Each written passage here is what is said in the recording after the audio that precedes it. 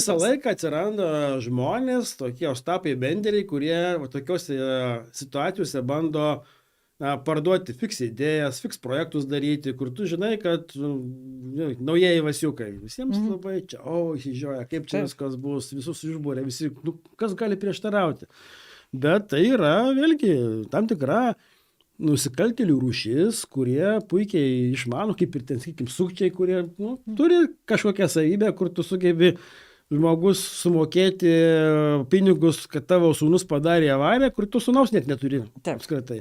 Tai čia lygiai tokie žmonės, bet tam ir yra valstybė su savo tos priežiūros institucijom, kad duotų per nagus tiem, kurie nori ir gerą dalyką suvulgarinti. Čia yra blogiausias dalykas, kada mes paskui nebetikim nieko. Kada kalbam apie šiuo atveju, žinot, Stepukonis vaikščiojo užsirašęs ukrainietis anglų kalba. Tai ir jisai, visos tos... Reikia, kiekvienam kare, jeigu kalbėti apie karą, kuris bebūtų, ir Ukrainos kare, vieni žūsta, kiti lopsta. Ir čia yra didžiausia tragedija kiekvieno karo. Tai yra valstybės žmonių tautos tragedija, bet tokiuose karuose visą laiką atsiranda tie, kurie lopsta iš to karo. Ir jiems karas yra naudingas. Ir dažnai būna apsimetinėjami įvairiais patriotais, stojant bačkos, kalba apie tai, kad čia reikia vieną ar kitą veiksmą daryti, bet jie yra tiesiog iš karo gyvenantys, iš karo lopstantys žmonės. Marodieriai, tai vadinasi. Marodieriai su kita prasme yra, bet jo, iš esmės yra batus kažkas nulauž, nutrauks batus, atims, dantis išmuš savo brolį nušautą. Taip prisidengs. Ir dar visiems įrodys, kad, o jeigu tu dar neseki, kad tai yra kilnus, abejoju, ar tikrai galima tai padaryti, tai tave apšaus, kad tu esi kažkoksai ten kitoks. Žiūrėkit, pagal tai, kaip jūs žinote teisėsaugos sistemą, dabartinę mūsų, ar jinai apskritai yra pajėgi ištirti tokius nusikaltimus? Pavyzdžiui, apvogtas pensijų fondas. Baltkepas plaunasi ir mėginasi ten tas Gustainis vaizduoti, kad mane apvogė, nieko panašaus. Jisai įsipareigojęs visuose sutartyse su tais uabais, kurių jie ten prikūrė šimtus. Mes rodom žiūrovams, kiek yra prikurta nulinių uabų, visokių tarpinių kontorėlių ir taip toliau. Jisai visoms įsipareigojęs priežiūrą, tvarumą, ten visą tą skaidrumą, standartus ir visokius kitokius. Tai kas yra pajėgus, ar apskritai, kas? Kriminalinės policijos biuras, kuris dabar aiškinasi dėl išprievartavimo kolegijas.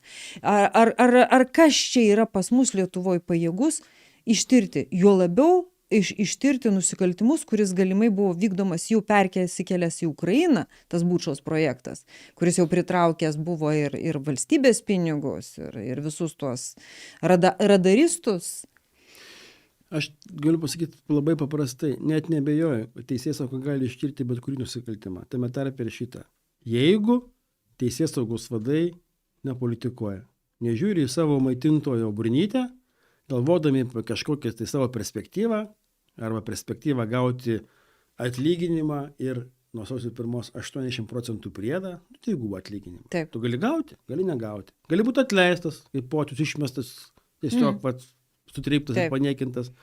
Tai kalbant apie tokį nusikaltimą, tai net nebejoju, tame tarpe tos pačios prokuratūros yra dar likę, tenka konstatuoti, kad dar likę stiprių prokurorų, ne visi nusispjovė ir išbėgo į advokatūrą, kur tapo tikrai puikiais ir stipriais advokatais, bet jiems prokurorams signalą pasiuntė irgi vyriausybė, kažką tai netaip darėt, nes jūsų atlyginimai į tą bendrą srautą nepateko, tų visų pakėlėjų, kur atsidėkojama yra kažkam tai ir dabar net po tų paskutinių pataisų jie liko vis tiek kitoje vietoje, bet tikrai tų prokurorų yra, tai čia generalinės prokuratūros, manau, čia tikrai būtų tikslas ir uždavinys, aišku, mes negalim kištis į politiką, tai pat blogiausias dalykas, kada pradeda politikas ten kažką, tai bet kaip žmogus. Aš jūsų kaip generalinė komisarė. Sudarant jungtinę tyrimo grupę, nes čia yra ne viena nusikaltimo veika, čia reikės ir FNTT gebėjimų, ir kriminalinės policijos biuro gebėjimų, ir reikės ir mokesčių inspekcijos atstovų matyti,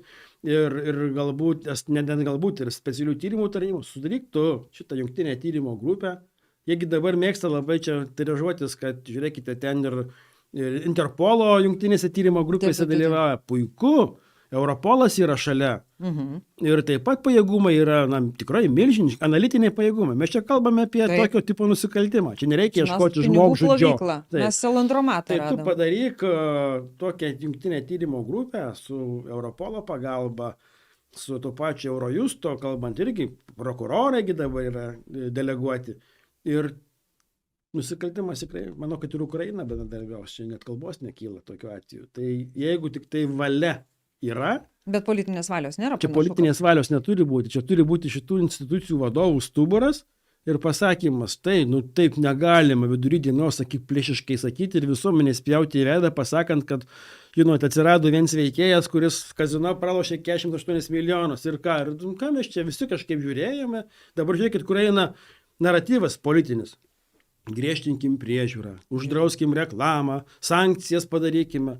Vat nukreipkim dėmesį nuo to. Taip. Nieko nereikia, įstatymai pas mus yra puikus.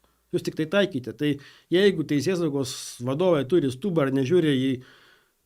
Čia galbūt už to ir stovi kokios politinės jėgos. Nu, Tai tai palaukit, tada jinai ir- stovi visų ūgių. Jie statė Landsbergienės mokyklą.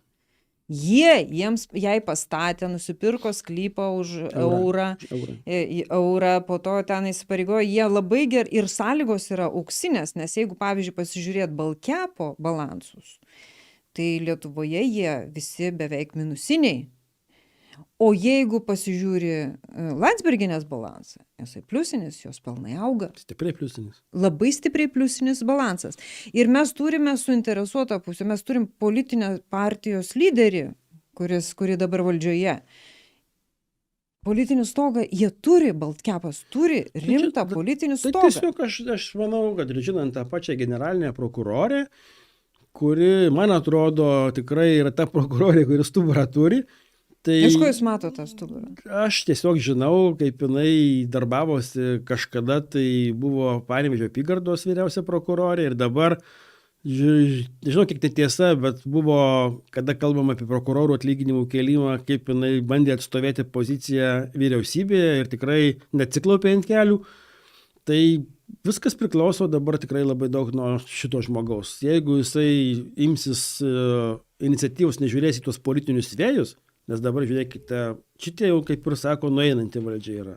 Mhm. Jau kita pasiskelbė, kad jau ateis. Mes jau žinom, kas laimės rinkimus. Yeah. Tai jeigu nežiūrėti, o gal ten kažkas kažką turi, tai jeigu tuos dalykus atmesti, aš manau, kad tikrai tai yra, šiuo atveju yra valstybės garbės reikalas pasakyti, kad taip įžūliai spjaudyti visuomenę į veidą negalima. Tiesiog negalima. Ir bandant tokių primityvių dalykų, pasakyti, kad čia taip, gal gerai dar galiu sakyti, kortom pralošė. Taip, grinais atsinežda. Taip. Maišukį. Maišeliuose ir prapylė viską. Taip, Tai smulkiom pažiūrėsime, kupiūrom. aišku, kaip toliau vystysis, bet sakau, kitą savaitę matyt turėsime ir sprendimus dėl antikorupcijos komisijos ir toj komisijoje taip pat yra galimybė pasikviesti ir institucijų vadovus ir nesikišant į bylą jokių būdų pasakyti, ar tai yra prioritetas.